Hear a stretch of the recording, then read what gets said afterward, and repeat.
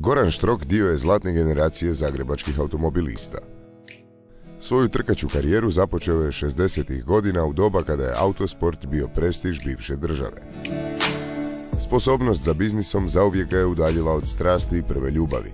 Svoje mladosti, kako danas kaže, sjeća se s emocijama. Što bi se dogodilo da Goran Štrok nikada nije otišao iz Hrvatske, da nikada se nije bavio ni jednim drugim poslom, da nikada nije napustio auto utrke? Možete li na trenutak zamisliti kako bi se osjećali da je vaš stvarni život nakon utrka bio jedan kratak san i da ste vi recimo danas vlasnik jedne karting staze koji je u mirovini i radi sa djecom? Pa jako interesantno pitanje, moram reći. Ja danas, naravno, lagano je biti general nakon rata, što je dobra postavica. Poznavajući sebe, ja mislim da se to nikad tako ne bi dogodilo. Ja sam shvatio u pravo vrijeme da će biti teško, kako sam se mlado ženio, sa 22 godine, nepune, imao svoju prvu kćer Vanju. Sam shvatio da neću moći izdržavati familiju od sporta, pa djelomično i posla kojeg volim. Jer ja sam ne samo vozio auto, nego sam pisao i testove i radio intervjue razne. Znači, bio sam kompletno posvećen automobilizmu kao automobilizmu, a kroz njega autosportu, naravno, sam našao samog sebe. I to sam volio. Međutim, sam shvatio da u to vrijeme, kako god smo mi elivirali sport na jedan zaista visoki nivo, na nivou možda jedne od najvećih gledanosti, bili smo tu negdje skoro sa nogometom, da ne velim da u trenucima smo bili jako blizu. Ja sam shvatio unatoč svih tih napora i uspjeha čitave moje generacije da je nemoguće od tog živjeti. Ne? I tad sam odlučio polagano izaći van i preći u nekakav međunarodni posao u tvrtci Velebice zvala i kroz ta zastupstva sam sebi zapravo popločio put da otiđem u Englesku gdje sam počeo jedan kompletno novi život. Ne? Kako ja volim reći, ja sam imao više života. U životu taj sport je apsolutno obilježio moj život. Mislim, nikakve sumnje nema i sve što se u mom životu dogodilo do danas, platforma toga je bio autosport. Vaš prvi život bile su auto utrke i poznato je to da je otac prodao svoj obiteljski automobil da bi vama kupio sportski. Znači li to da je on vjerovao u vas ili ste bi bili uporni? Pa, tu su oba dvije, tu su zapravo odgovor je i na jedno i na drugo da. Ja sam bio bez ikakve sumnje beskrajno uporan da dođem do onog što sam smatrao da je meni potrebno da bi tu svoju viziju ostvario, a tad sam htio biti apsolutno šampion i najbolji, najbrži. A s druge strane sam imao jednog fenomenalnog oca koji je, ja sam mu sin jedinac i kojeg sam obožavao onda i danas i mislim da me puno u životu naučio i usmjerio i naravno da je vjerovao u mene. I zato što je vjerovao u toj mjeri u mene, zato se odrekao svog auta da bi ja imao nekakav auto koji je tad služio i za relije i za utrke, mislim jer su takva vremena bila. Ne? Međutim, imati u to vrijeme Cooper S-a, kod recimo danas imate, ne znam, nekakvog ludog Ferrarija ili da imate nekakvog Chevrona ili nekakav profesionalni auto, tako je to tad se moglo. Ako bi mjerili, onda bi to bilo neko mjerilo, mislim, tad je to bilo velika stvar imati. Ne? Kako je otac reagirao kada se odustali od utrke? Pa gledajte, on je inače imao, njega su njegovi prijatelji znali pitat, imaš sina jedinca, ak ti pogine na tim utrkama, zašto mu daješ da to radi? A on bi rekao, gledajte, da se ne do Bog dogodi to, onda se to dogodilo, a on je radio ono što je u životu obožavao. Ne? A važno je dati nekom da radi ono što voli i na taj način da se izrazi prema životu, prema okolici, prema svima. Ne? Naravno, to se nije dogodilo, to se rijetko događa i nikako ne smije biti u nijednom sportu, ničem da vas zaustavi ta vrsta, moglo bi se nešto dogoditi rizika. Ne? Tako da kod mene, mislim, to bilo apsolutno van pitanja.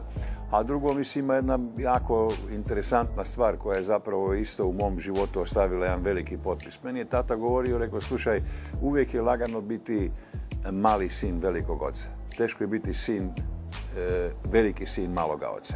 I kad je stari prvi put pročitao u novinama veliki naslov Goran Štrok pobjedio negdje, onda me stari potapšao rekao, na dobrom si putu, ne? Jer zapravo se nisam skrivao iza oca i iza njegovog životnog uspjeha, ne?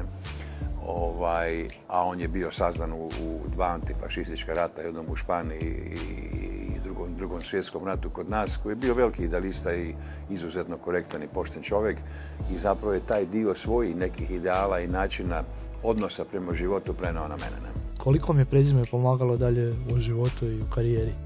Pa gledajte, u početku je pomagalo i odmagalo, mislim, i čim vi imate, kao što je danas sigurno mojim kćerkama bio veliki problem moje prezime nositi, ne? To je uvijek tako u životu, ne?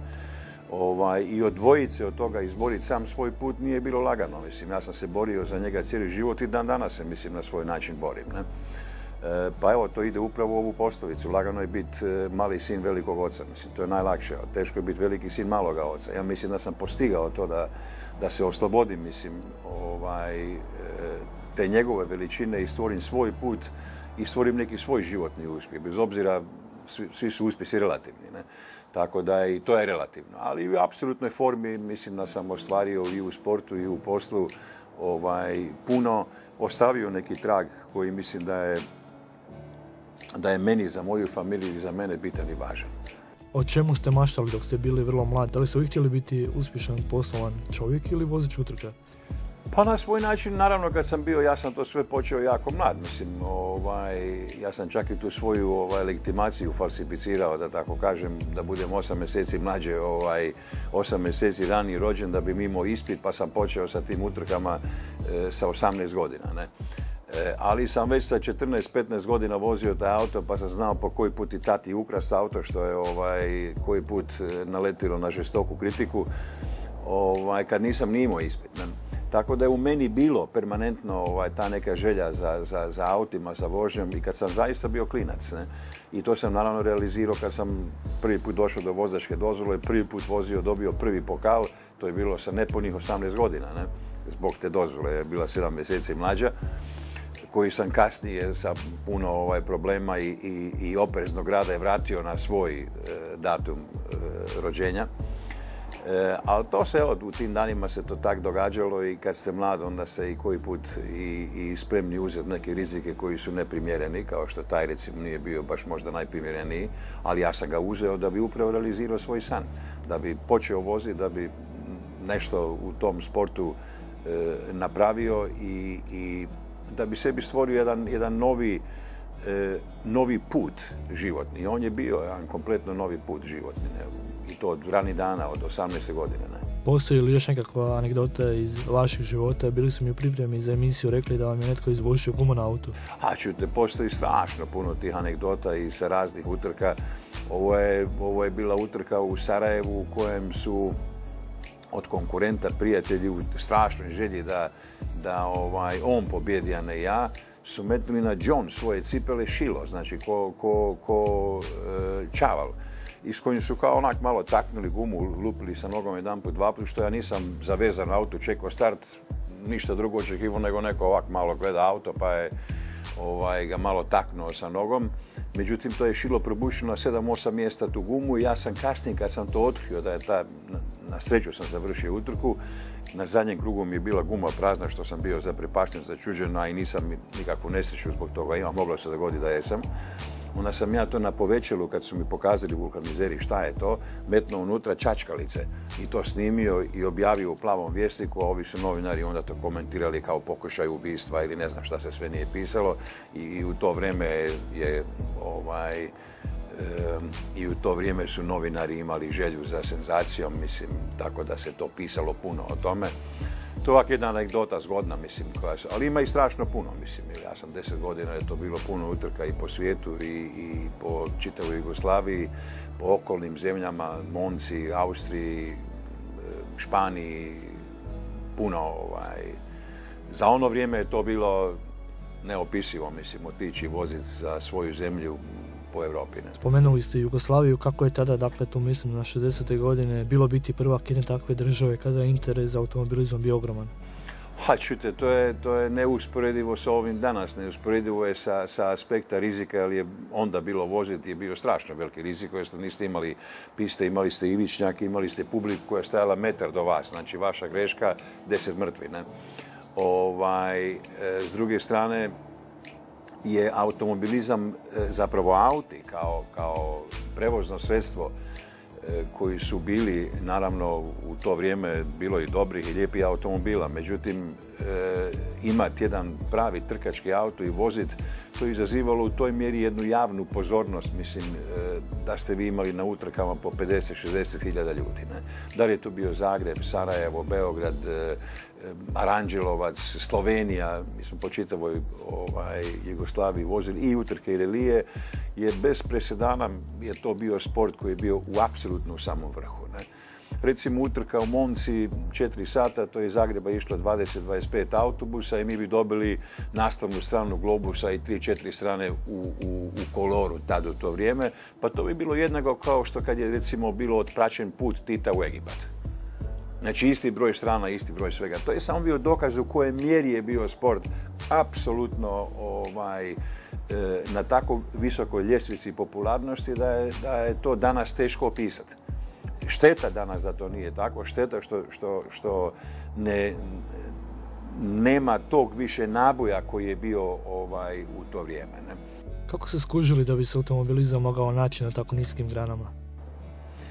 Pa gledajte, ja sam jednostavno procijenio da mislim ići dalje tim putem i ta procjena evidentno bila jako dobra. Mislim, te neke životne procjene koje sam ja napravio kad stati sa sportom, kad izaći iz Velebita, otići u Englesku su bile dobre, velike životne odluke, ali se pokazali su bile jako dobre.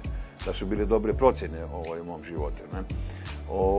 I ja sam znao da jednostavno je nemoguće doći na taj sam vrh u to vrijeme, jer u to vrijeme se inače i na vrhu nije živjelo jako lagano. Koji je najbolji trenutak koji se dogodio u životu, a tu mislim na automobilizam? To je jako teško izdvojiti, mislim, to je puno put se događa da u životu vas se to pita. Teško je to reći, mislim, ima, ne znam, ta Monza je nešto što sam ja vozio 3 puta i dobio svoju prvu zlatnu medalju. Estrahring gdje se svirala Lijepa naša prvi put kad sam pobjedio i to u dobroj konkurenciji. Pa onda ima nekakvih utrka kod nas, mislim, koji su svaka na svoj način imale neku finu energiju, dobru publiku, lijepu pobjedu. Mislim, jako teško izdvojiti, posebno sad sa ovako velike distance vremenske, evo osim ovih par koji su mi onako ostale kao žive slike u moje memoriji. Ne? Španija mi je bila interesantna, jer je to utrka na kojoj sam nažalost odustao, sam bio visoko uspješan. To je bila jedna ogromna nesreća da su i predamnom ljudi leteli, što do tad nisam doživio. Ne? Ispred mene vozaču u Porscheu se dogodio mu se veliki kvar na autu i auto izletio i 6 sudaca su leteli po zraku, što je bilo zastrašujuće vidjeti, što me nije obeshrabrilo u utrci. Ne? Ali utrka mi je obilježila život jer mi se tad rodila moja kćer prva, 69. godine. Ne? Tako da i tu sam vozio s tim vrhunskim vozačima, Jorge de Bagration, sa Johanom Masom, sa Hansom Stukom, sa tim ljudima koji su kasnije svi u Formuli 1 završili. Tako da, to su ovak nekako fragmenti koji se ja ovog trenutka mogu sjetiti sa evropske, da ne kažem, svjetske scene. Ne? A kod kuće je bilo ti utrka na Ušću u Beogradu jako puno, jer tamo se to se događala ta ljetna liga. Mi smo kod Dinamovci pobjeđivali, imali smo sve aute pofarbane u plavo, čak i prikolicu, mislim, što je bilo preteča svemu. Onda imati nekakvu veliku prikolicu koju smo imali, sjedali i odmarali se, to je kod danas kak Ferrari ima svoje putujuće hotele koje dovede. Ne? Ali je to samo i onda već ukazivalo u kojoj mjeri je ta vizija se ostvarivala i u kojoj mjeri je zapravo automobilizam i Dinamo, tad smo ga mi nosili, naravno bio koljevka automobilizma jugoslavenskog i pobjeđivao na svim utrkama klupski i pojedinačno. Ne? Danas sanjate utrke? Pa, znate šta, ja kad sam prestao, kak inače u životu znam napraviti sa puno stvari, ja sam to odrezao kao da nikad nije bilo. I vratio sam se, prvi put sam se vratio na pistu prije 2 godine, su me molili da dođem na Grobnik za nekakvo otvorenje utrke i bio sam njihov gost i onda sam sa Porscheom GT3 napravio prvi put nakon 30 ili 25 godina sam napravio krug. Znači, jer kad prestanete voziti u krug, vozite se, ja se vozim i dalje jako brzo i prebrzo. I još mi je to ostalo. Još uvijek imam ne kao jučer, ali još je edge tu neki, mislim, ne. I onda sam odveo ta 3 kruga i to me prvi put vratilo, nakon toliko vremena me vratilo natrag. I moram reći da sam negdje 4. i 5. krug počeo guštati.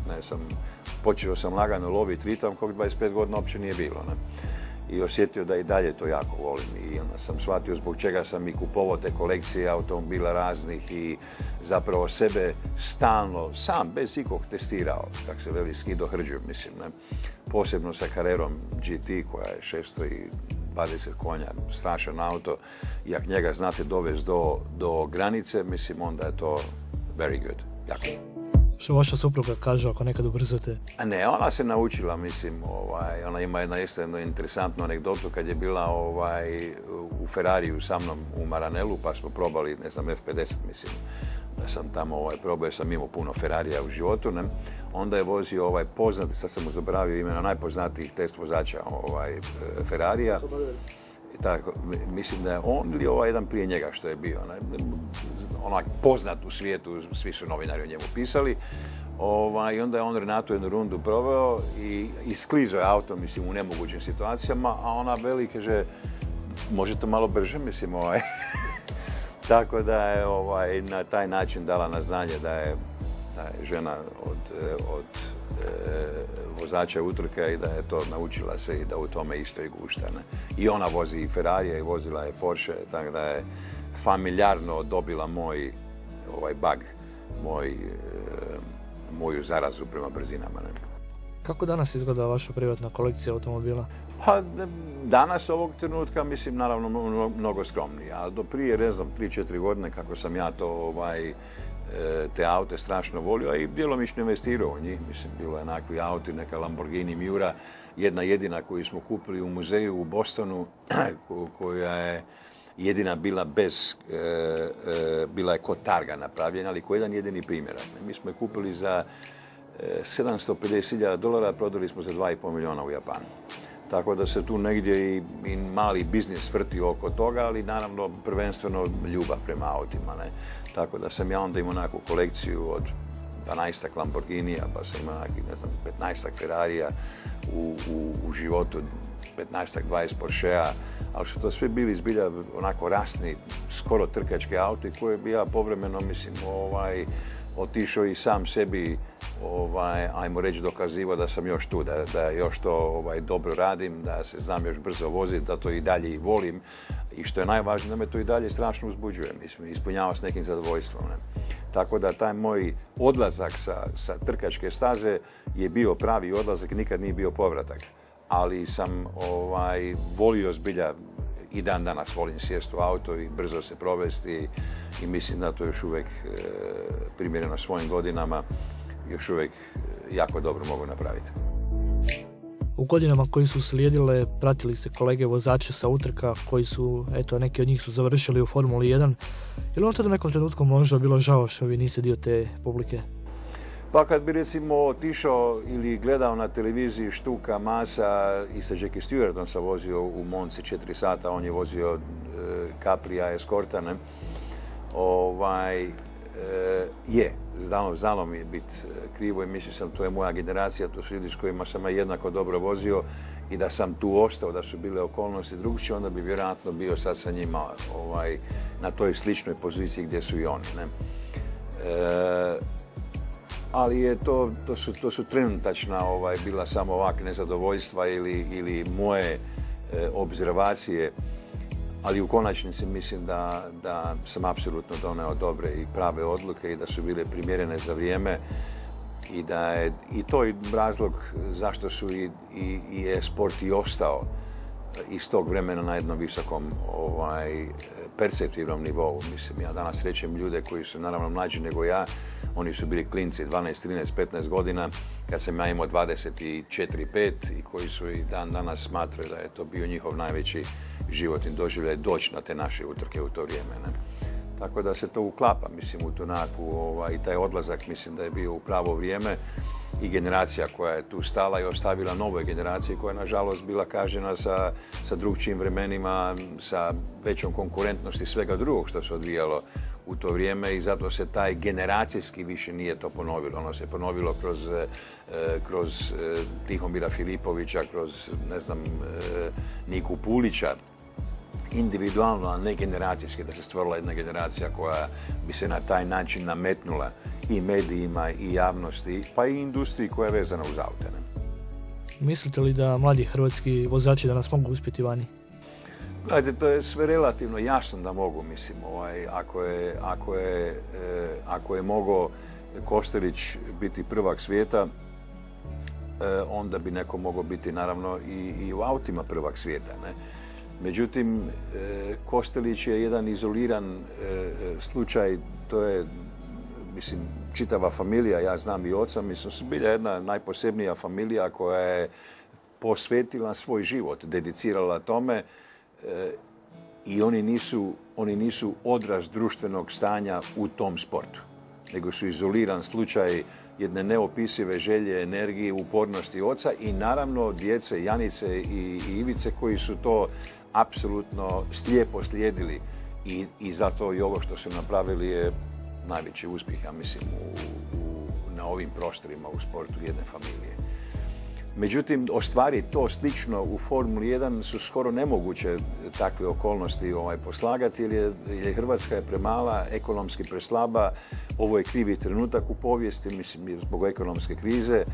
Ovdje nema jedne tvrtke u Hrvatskoj koja bi mogla donekle podnesti tu težinu da to odnese na svojim leđima. Osnovni preduvjet bi bio je da bude Formula 1 negdje da se vozi u Hrvatskoj, što se nije dogodilo. Ja mislim dobrim dijelom našom greškom zbog našeg mentaliteta, načina promišljanja, slabog donašanja kapitalnih odluka. To se nije dogodilo i nemoguće očekivati kako tog nema kod nas da se to dogodi. Jer da imate Formulu 1 ovdje, onda bi imali bi mogućnost lobirati sa svima koji u tom sportu nešto znače. Ovako da odete lobirati bilo gdje vani ili s nekim dobrim rezultatom, ima strašno puno dobrih rezultata, ima strašno mladi talentirani dečki. Danas je to počinje sa 3-4 godine. Hamilton je 4-5 godina to počeo. I od neke 7-8 godine ga je Ron Dennis je rekao i u njega su investirali. Tako da je to, mislim, ima tu kombinaciju da znači, imate sponsora, da ste vi po Bogu talentiran za taj sport kao što svako za nešto je i da vas 15 godina neko prati, to je jako teško. Nažalost ili na sreću, ovisno iz kojeg kuta gledano, to je tako i u drugim sportovima. Danas je to postalo u toj mjeri konkurentno, takva vrsta perfekcionizma, tako strahovito zahtjevno da je zbog svih tih okolnosti to jako, jako teško. Ne neostvarivo, ali strahovito teško. Nevezano za autosport, u životu su napravili jako puno. Koje su vam daljnje ambicije? Pogledajte, ja sam 65 godina sada, mislim, ja znam reći, pa ću i to ponoviti, da sam imao 3-4 života koji su se dogodili. Ja automobilizam zovem, to je moj život koji je trajao, sam se rodio, umro, sprovod bio, pokali doma stoje, ima i skoro 100 koji me podsjećaju na te dane, pa je onda bio taj engleski život, pa je onda bio taj moj hotelski poslovni. A evo sad u finalu pokušavam napraviti par interesantnih, visoko vrijednih projekata za hrvatski turizam. Nadam se da će, mislim, iz jedne isključive želje, što mi je jako važno reći. Ja imam želju to akumulirano znanje koje je stvoreno, mislim, u raznim biznisima, u zadnjih 15 godina, u tom putu koji sam u turizmu popločio kako bi to u Hrvatskoj trebalo raditi, da imam želju to znanje ostaviti i to dio svog tima ponovo skupiti da napravimo još jedan vrhunski projekt. Ne? Da bi ja to akumulirano znanje ostavio tu kod kuće. Ne? Jer je moj cilj inače bio to hrvatsko znanje izvest van. Znači, sve što smo ostvarili u Dubrovniku, u Rijeci, u Londonu, u Englesku, na Sejšelima, u hotelima, da to možemo izvest van kao hrvatski proizvod. I ta želja je moj spiritus moments, ta želja da to napravim. Ako će mi naravno okolnosti i ovo što se danas događa dozvoliti, ja ću to napraviti. Ako te okolnosti se neće sklopiti, jer kod nas ništa nije lagano napraviti, kak Englezi vele da je lagano, klinci bi napravili. To je dobra poslovica, ali kod nas je apsolutno teško išta napraviti. Dobro je da se o tome danas govori, dobro je da o tome se danas ispituje vladu i da vlada preispituje samu sebe. Zašto je toliko teško investitora ko što sam ja, koji sam otud, a kamoli neko izvana, zašto je njima toliko teško realizirati projekte kod nas. To se mora slomiti, to se jednostavno, taj put se mora očistiti, da bi ti investitori, uključujući i mene, imali mnogo lakši put da se realiziraju investicije u Hrvatskoj, da se njih prati, da se njih traži, a ne da oni traže vladu, državu, gradove, bilo koga da realiziraju svoje projekte, onda je to vama mladima i svima osiguran put u budućnost. Ovako još uvijek nije. Kolege novinari vas često pitaju zašto ste se vratili, a vi im odgovarate da u stvari nikad niste ni otišli iz Hrvatske. Znači li to da sada ostajete ovdje ili? Pa gledajte, to je, ja na to pitanje često odgovaram i ono je uvijek jednako teško. Iz razloga moja familija u Engleskoj, ja svojim ćerkama ne mogu reći ni svom zetu koji nije Hrvat, ali kao da je, reći im izvolite živjeti u Hrvatskoj. To je njihova slobodna želja, oni su odlučili živjeti u Londonu, moja druga kćer Tena Izidora se rodila u Londonu i ja njoj ne mogu nikako reći da se ona mora sad vratiti i živjeti u Hrvatskoj. Ne? Kao ni Vanji koja je postigla svjetski uspjeh u fashionu, u dizajniranju, modnom, ja to ne mogu napraviti. Međutim, da ja nikad nisam otišao u to, nikakve sumnje nema. Da sam ja emotivno bio vezan uvijek za Hrvatsku od prvog do zadnjeg dana, do današnjeg dana, i u to nema nikakve sumnje. Da li je to bilo prije rata, za vrijeme rata, poslije rata, uvijek isto. I naravno vi volite svoju ženu sa svim njenim felerima, volite svoju domovinu sa svim njenim felerima i to je tako. Ne? I ja i dalje danas volim, ja nema nikakve sumnje da ću svoj drveni kaput dobiti ovdje, a ne u Engleskoj. Ne? Ako znate kaj mislim s tim, ne. Tako da ja jednostavno doživljavam Hrvatsku ko domovinu koju nisam napustio. Ja sam bio, naravno, u Engleskoj, obavio svoj život koji sam obavio u Engleskoj, ali se tu vraćam. Ja sam prekasno otišao, ja to volim reći. Zato su mi tu i moji prvi prijatelji, ja sam se tu oženio, tu sam prvu kćer imao, tu sam prvi pokale dobio, tu sam ko klinac prvi put se i potukao i bio tučen, bio ponižen i ponizio. Sve sam tu prvo što se u životu može obavio. I to se nikad ne zaboravlja. Ljudi se u Sibir vole vratiti, a ja se vraćam u najljepšu zemlju na svijetu, tako ja volim zvati. Ili kak sam je nazvao, Nacionalni park Europe, kao turističku poruku. Tako da nema nikakve sumnje da ja sam tu u Engleskoj, naravno neću Englesku isto nikad napustiti, ali se osjećam da sam otud, Hrvatska je moja domovina, ja ju obožavam i volim i nema sumnje da ću zadnje dane sigurno provesti ovdje. Evo za sam kraj intervjua, o vama je napisana knjiga koja nosi naslov Život na rubu. Na što je autor mislio, da li na utrke ili na posao? Ne, ja mislim da je mislio na kompletni moj život, jer ja je moj život isprepleten sa raznim rizicima koji su bili, ali apsolutno po psihološkim vrijednostima isti, ili na utrkama kad ste na milimetar da ne razbijete auto i sebe, ili je tako isto u poslu. Tako da je moj život isprepleten sa adrenalinom. Mene dan danas svaki adrenalinski doživljaj i dalje u meni ubudi nekakvu želju, koliko god sam i stariji, i teži, i veći, ali i dalje sam ja spreman uzeti nekakve rizike što drugi ne bi bio spreman napraviti. Da li je to i vaš savjet mladim ljudima? Pa gledajte, vi ako hoćete ostvariti u životu nešto, vi morate uzeti rizike, jer bez rizika nemate apsolutno nikakve šanse. Ne? U kojoj mjeri, koliko daleko ćete uzeti rizik, to je ovisno svakoj osobi. Ali bez rizika i upornosti, apsolutno rizik i upornost su strašno dva važna elementa u životu. Da li završavate svoj doktorat, da li hoćete dobiti zlatnu medalju na olimpijadi, to su dva elementa koji su strašno bitni. I vi ih morate sublimirati, mislim, u jedan proizvod koji se na koncu zove uspjeh. Ne? Iz toga proizlazi uspjeh, bez obzira kakav je, mislim. Uspjeh je psihološki važna forma, jer svakom je važno da je uspješan. Mislim, i ako napravite najbolju emisiju, vi ste zadovoljan. To što je HTV, a nije BBC, to nije bitno. Bitno je biti jako dobar, bez obzira gdje ste. Ili najbolji. Hvala lijepa. Hvala vama.